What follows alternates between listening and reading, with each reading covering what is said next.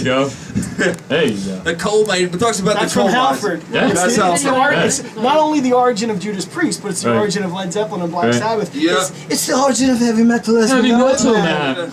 We're a metal First band. 2 songs on that record are great. Don't ask about anything else that Halford recorded with Air that band. guitar hero, man. I can kind of live without, but those first 2 songs on Resurrection are It's great. an air guitar. Air guitar We're hero. going flying back. Jesus God, that was pretty neat. Okay. Are we good? Yeah, we are good. Judas Rising. We're back. That was Very Angel We're back with Angel Becca. Retribution, that's right. We're back. We're just singing random Judas Priest lyrics into the microphones right now, and other random Rob Halford imitations. But before, Not me. right. Before I do my a cappella rendition of Dissident Aggressor and Cathedral Spires, before I do that, and before my flesh yarmulke dominates the camera, And we got that perfect view of it. It's got a little rosy glow. Wait. Flesh yarmulke. There we go. before I do all that, I actually wanted to try and interview It's ANVIL Bitch. Hey, what's up, everybody? Okay, so first, who's everyone in the band, the instruments that you play? I am Dave, I play the bass. I am John, and I play the guitar. Gary Vogels. I'm Chuck from drums. Okay, well, that was really the only thing I was wondering, all that I wanted to ask, so we could probably go home. Or actually, okay, is this, you guys took quite a journey to make it into our lovely basement in this room. Yes, we did. Definitely, It's a studio. well, you know, say a basement studio, same thing. But Definitely. there's a hill involved. It's not all basement. There's Yes. lots of hill. Yeah, that hill, that basement is basically level with a helicopter at this point. But anyway, yes, you folks have had a more storied career than most of the acts we've had on here, and so you put out your debut. Was Rise to Offend was '86, was it? That is correct.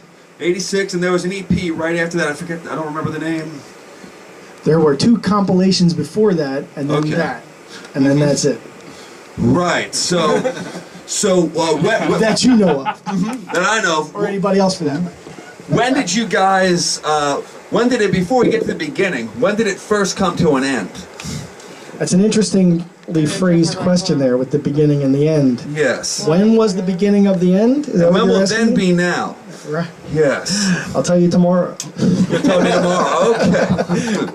I thought you told me you No, were that- born yesterday. Then was, let's say, I don't know, fall of 1983, and then the following now would have been like the spring of 1988. In there in the middle was good stuff. Was the dawn and following of ANVIL Bitch or ANVIL Biatch? Biatch. Well, you know what? With the new generation of people watching us, Why not? we found Yep. a difference in pronunciation, and I'd like to put this to the people to find out if they actually believe this. Because we were asked when we were up in Clifton, New Jersey at Dingbats. We were playing with Rob Duke's band Generation Kill, baby. and the guys from Death Thrash. Death Rush. Death Rash. Yeah, so anyway, a lot of young people put the emphasis on the word anvil in ANVIL Bitch. And they say, yeah, I really like that band ANVIL Bitch. Yeah. ANVIL Bitch, yeah. right? Yeah, so it's a total, because back in the old days it was ANVIL Bitch, ANVIL Bitch, not ANVIL Bitch. Most And of the Bill time, Bitch. Anvil fucking bitch came out. There was a lot of that. But there was a guy Hey, Chase Utley. at Watch Dingbats yourself. who asked us, so where's the emphasis? Are you guys, and he even put a different spin on it. He put the North Jersey spin on it. I'll tell you what that is. Oh, That's God. never He right. said, is it never ANVIL Bitch or is it ANVIL Bitch? Yeah. How about that? Or Mark Cadilla back in the day. ANVIL Bitch. Like, He was repulsed. He was trying to hold in his contempt. You just told me your name was Faith or Fear at that point. But yes, did you, ANVIL Bitch. Back- So this is like P-Bo Bryson. would you ever get confused with ANVIL or the band Bitch from LA? No, no. Bitch or? You know, we were like 17 years old coming up with this name, having no idea that it would go beyond our basement, which is much like this basement, I must say. It was Yeah. basically Wow. my basement, Chuck's basement. Studio. Anyway, so we're driving around, and the name comes out of Chuck's mouth, and honestly, I think it's from listening to Iron Maiden, right? Because Iron Maiden, Anvil Bitch. Whether that's subconscious or not, that's the way it came out. And our guitar player, Frank Willis, at the time, who shall be referred to from here on as Dude, The dude. Yes. The dude. There are many, but he is Abide. one. Does he abide? He abides. He does indeed, indeed. So he's driving around in my car because I picked him up from summer school, and we're driving and Chuck's in the car. And Chuck, because we're talking about what are we going to call the band? What are we going to call it? And Chuck goes, "How about Anvil, bitch?" And Frank punches my dashboard, and he goes, "Stamped right there. I just made that official in case you were wondering. Right there is the stamp on the dashboard. Anvil, bitch. I'm gonna go get a necklace made with a lightning bolt on it. It's gonna be bad." Wow. Next gig we play, you guys see. And he did. He did. Yes, So, he but did. we knew there was a band named Anvil who was. We knew a band that was called Bitch. And we bought the records, and but we never imagined that we'd have to explain why we were called Anvil Bitch, because we never thought we'd get out there enough in the world to say, "Hey, there's two other bands that combine to make your band name." We didn't think about that when we made this name up. We just thought it sounded cool. But thanks for asking. And we don't sound like either one of them. Right, so we got I our would own not sound. confuse you guys with bitch because I don't see Betsy bitch fronting you. Hey now. Be my slave, be my slave. Although I can get booty once in a while. I had to So- give a shout out to Betsy bitch. I'm Inspiration to both of those Yeah. bands. Inspiration from both of those bands. Are you kidding me? Yes. No, less S and M at that time. And there was no internet, so you're reading about it in Metal Hammer and Kerrang and seeing pictures Metal Forces. and Metal Forces, and you're like, uh-huh. yeah, and like that's Sugar Buzz. that was the extent of your exposure was Yeah. that. So there's a lot to the imagination, which makes things a little legendarily mythical in that way, right? Yep. Right. So. Well, no. Back then you didn't have crappy shows like this one. It was just completely demystify everything. I just blew your mind. Oh no, that's exactly what I was expecting actually. What I was trying to say is that when that record came out, that was '86. Rise to a Yes, Fall came same out? year as Rain and Blood, same year as Master of Puppets. Yes. 1 year before Peace Sells, 1 year before Among the Living. So really, while thrash was really becoming established and taking off, you guys already had a record out. Like, what were your influences when you first started? Were you Run down the line. Start with Chuck, because it's a Slayer. mix. Slayer. But not exclusive to Slayer. You no, think about just every every- drum fill you do comes from somebody. Yes. Exodus, Slayer, Motorhead, Venom. Venom? God, man. The very first wave of extreme bands, basically. Just right? yeah, exactly. Except Fast as a Shark. Fast as a When Shark. when I first Love heard that that double song, yeah. bass, when I heard that double bass, I'm like, I gotta play that way. High D, high do, high da. We got moved out of rooms and parties in Cherry Hill, where it was much more of a like a Cinderella kind of vibe at a party. Then we would show up, and then they didn't know about Fast as the Shark, but we did. Put it on, Yep. and you hear the high D, high do, high da, and they go, "Oh, what's this?" And then Yup. and the hairspray goes a flying right after that. The posers, they were dying. Was that a thrust reference? Was that a thrust reference in there? Yes. Exciter, Wow. I Exciter, never thought and of Savage that. Grace were Yes. the first two Yes. thrash Wow. bands that, and Savage Grace actually. This is a two-piecer, man. We were trying to figure out who else was on that Motorhead bill. That's who. Savage Grace was on that Savage bill. Grace. Where was on the Savage bill. Grace from? No idea. Where did they go? I remember Even darker. Exciter. I don't know, but they were definitely the two first thrash bands I ever heard. Okay, and they were your influences. What about what was it? What were your influences? Pretty much all the same stuff. But like things like Gary and I have a lot of Kiss influence in common. But when you talk about like the thrash metal movement, like Yep. after you hear Metallica, you know that like, oh, I really identify with this. And then Bonded by Blood, definitely. Yes. Metal Command on Bonded by Blood, very influential. Exciter, Violence and Force really, and I'm giving this away after 26 or 7 years. The song Neckbreaker, it's basically a 2-chord riff, right? And I got it from Violence and Force, because when that album came out, Now the lawyers are calling us. That's all. but the influence of that particular song, and even the album before that, Heavy Metal Maniac, just the guitar tone was so heavy. And Slayer, of course, Slayer. Yes, from okay. from day one, Slayer from day one. We saw Slayer in Brooklyn at Lemoore Lemoore. at 62nd and Bay Ridge in Brooklyn, Yep. and Megadeth was with them. What year was this? This was 84. Okay. And we Yeah, tell them we Before Megadeth had a record out. right, and there was a contingent of people there chanting "Kirk Hammett sucks, Kirk Hammett sucks," and I can confirm this, although I don't know if anybody's ever said it. Dave Mustaine replied, "I know Kirk Hammett sucks." No, he didn't. It was very dramatic. Yes, he does. And then I have pictures from that show. And then Slayer played afterwards, and Dave had never seen Slayer, and we were like in the bowling alley around the corner, and they came in and ate, and it was just so early on with the Slayer. I think Haunting the Chapel was it was Yeah, great. It was That would've just come- that Show was No Mercy, 84. and then Haunting the Chapel had just Chapel. come out. No Hell Awaits No yet. Hell It was Awaits. before Hell Awaits. Okay. Yeah, well before that. I mean, we bailed hay to get there. We were teenagers, and we hang out and pay $5 a Heineken. Yeah. And we're in Brooklyn, but I was like, Slayer, you got to come see Slayer. And Dave's like, yeah. And then Slayer walks by to the bowling alley. Hey, Slayer, where you going? The bowling alley? Right there goes Slayer. You're gonna love them. They're fucking awesome. And then Megadeth comes out. They were not shabby either. They were tearing it up. Killing Is My Business. It was all new. And it was like, wow, that's the guy that used to be in Metallica. Look at him now. He's like, "Arr." Metallica wasn't even that big at the time yet either. Yeah, we were like, Master of Puppets went gold when that came out, from what I heard. Like, and that was still that was '86. yeah, but we were down for Exactly, yeah, No we Life were to that. Leather, the demo. We were down Yeah. for the demo Uh-huh. from that point. By the time Master of Puppets came out, they were like, for us, they're arena mainstream. Look at these guys. Their show at the Tower The was actually the underground- first time I met these guys. I wasn't in the band yet. That was Ride the Lightning. The underground tape trading thing really helped us out. We did a demo, we sent it out. Scott Healy really helped us out. Then Scott Givens hit it and heard it down in Virginia, and we got a couple shows down there, and it was amazing, man. That's how everything was back in the No internet. It was all tapes in the mail, addresses, post office boxes.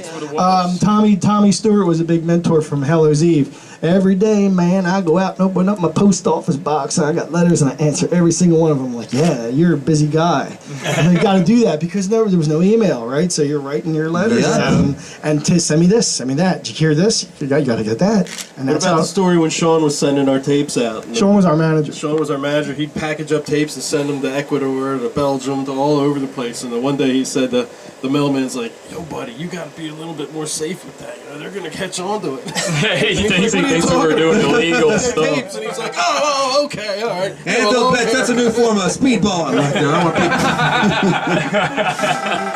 So as far as influences go, I get the idea. Once you go thrash, you don't come back. Like you guys probably all grew up on the classic rock, but then the second you heard all this shit with the double bass That was it. and the non-melodies And the guitar tones, extreme guitar tones. and the stuff, and the thing about it is today it's like nothing has really changed that much. Like when people think of metal, they think of extreme metal. The last thing people think about when they think of metal drummer, they don't think rock and roll rhythms. They think double bass. They think screams. They think growls. Like snare. The That's how I snare. defined Yeah. thrash when I first heard it. Was Yep. the Snare, yeah. the snare. Yep. Exactly. First song on British Steel. First song on British Steel was Rapid Fire. That's it. We There were you just go. singing it. But so- right, there's your origin of your double bass. Once you hear that, there's no going back. And Overkill by Motorhead. Over. Yeah, but Overkill. First you hear that, you're like, okay, it can only get Feel the faster fire. and more intense from here. by Overkill. Overkill's demo. I Was a forgot to mention demo. them. Hugely technically influential. They were Huge technically the first thrash band. I think they beat Metallica to it, even though they didn't Yeah, have yeah, a yeah, record yeah, out yeah. first. You know who says that? Midnight Hellion, because they do a cover Right, right. of when we played at the Barbary, Right. and they did a cover of 1982, I believe it was, right? Overkill's. What the heck was the name of the song? What's the oldest Overkill song? I don't remember that, but- Initially, the first thrash song, and I will definitely go along with that. Yeah. Mhm. They didn't have. I don't think they had a full length demo out when that was, but they were like playing that style. I think And they we were all over their demo, by the way. We did. As soon as I heard "Feel the Fire," it was a guy named Mike Hardigree. Turned us on when he told us about Rock and Roll Heaven, and we went up there, and our demo got sold there. Metal Mike. Okay, so did you meet like the Zazulas and everything? Yes. Okay, well, so the many metal historians watching this right As now are many cleaning others. the shit from their Do you know what the pants. backwards message was on that record? Which record? Overkill, Feel the Fire. Oh, what was the You're best? gonna ruin your fucking needle, asshole. It says, "There's no message here. You're gonna ruin your needle, asshole." That's what it was. There you go, Dave. That's a lot better than Good Sinoid. call. Then the Hell Awaits message, but it's not as cool as the Peace of Mind message. It's a drunken Idi Amin imitation that people were supposed to play back and then intentionally ruin their needles. Well, I still spun it back anyway, so.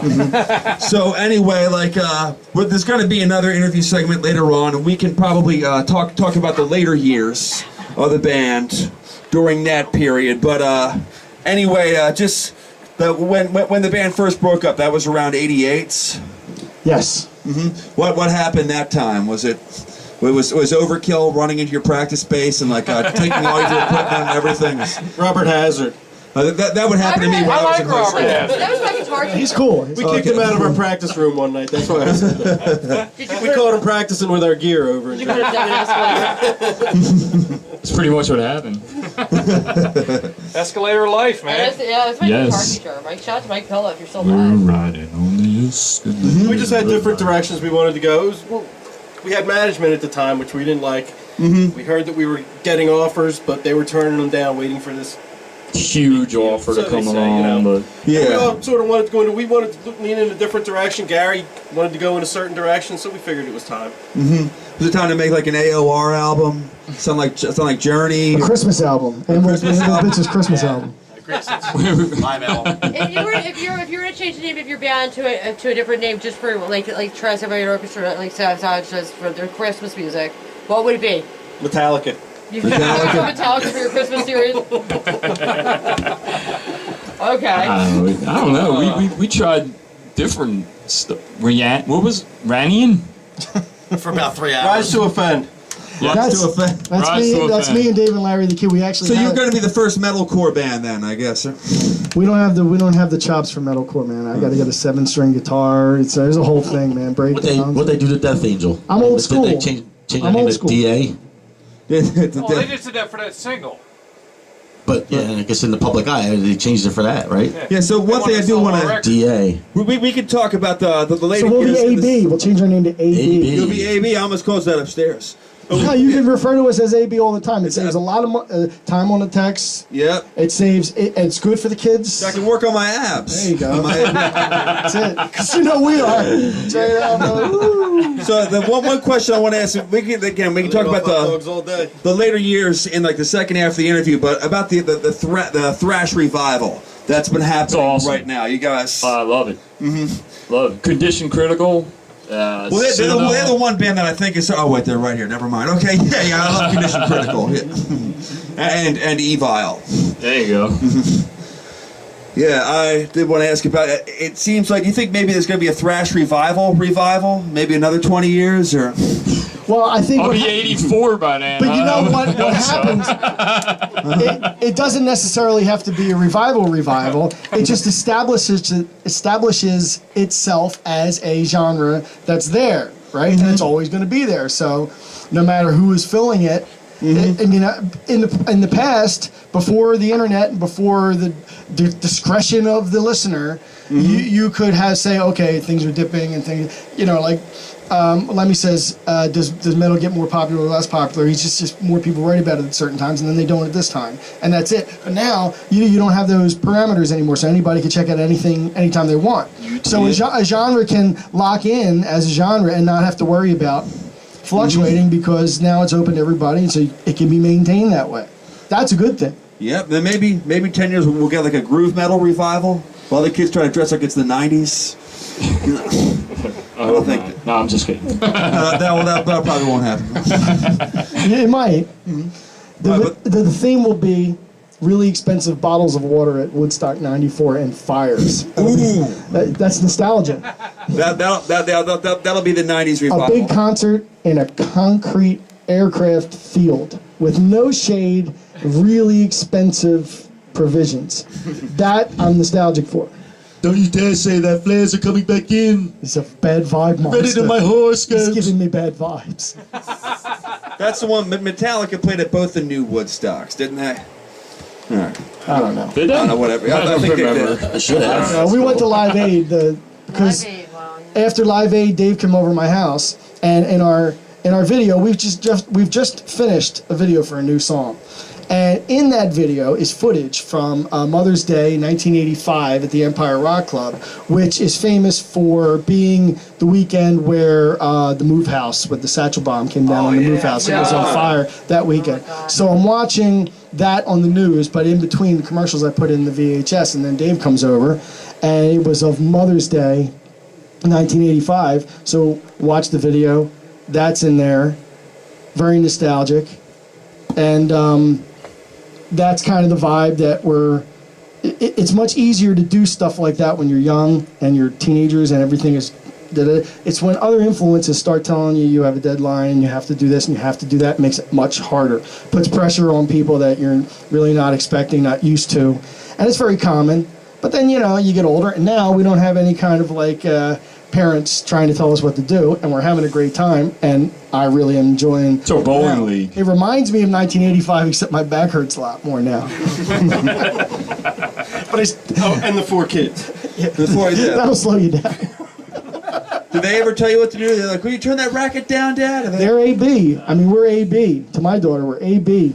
You going to play with AB tonight? You know it, baby. awesome. It's great. Okay, when we come back, we're going to break for just 1 minute and 40 seconds. We're going to see a video of the KMX band, which is a comedy metal band from the area, starring somebody we know. And we're going to Me. make 1 minute and 42 seconds. We'll be back. So don't go anywhere. Audience, we're going to take some questions from you, and then we're going to get shout outs from the band to whoever they want to shout out. So give it. This KMX band, Satan's Commandos. Satan's Commandos. Nice. That sounds like a good one. Yeah. Yeah, it's a great video. That's great.